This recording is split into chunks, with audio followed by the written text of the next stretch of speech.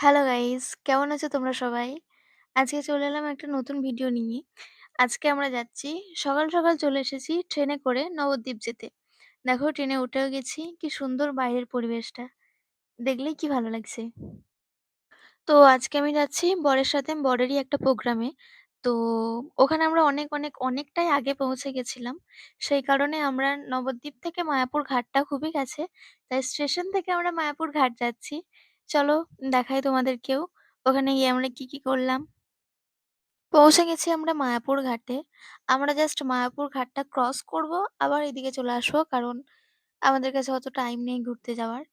তো ১ম এই আমরা টিকিট কাটলাম টিকিট কাউন্টার থেকে।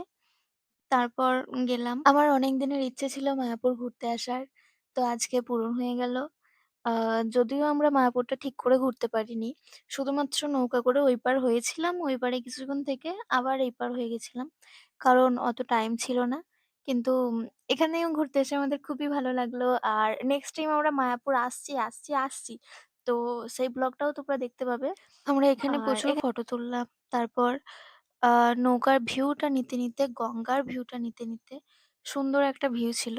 তো আস্তে আমরা ওই পার হয়ে যাচ্ছি।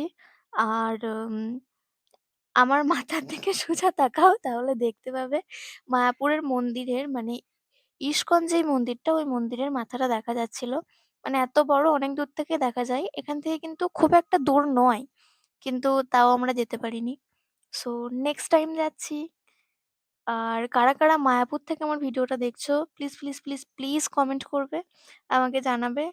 আর ভিডিওটা কেমন হলো সেটাও জানাবে। আমরা ঘাটের এই পাড়ে চলে এসেছি। এবার সবাই আস্তে নামছে। আমরাও নেমে যাচ্ছি। আমরাও ঘাট থেকে নেমে গেছি। তো এপারে একটু ঘোরাঘুরি করলাম। এখানে অনেক কিছু বিক্রি হচ্ছিল।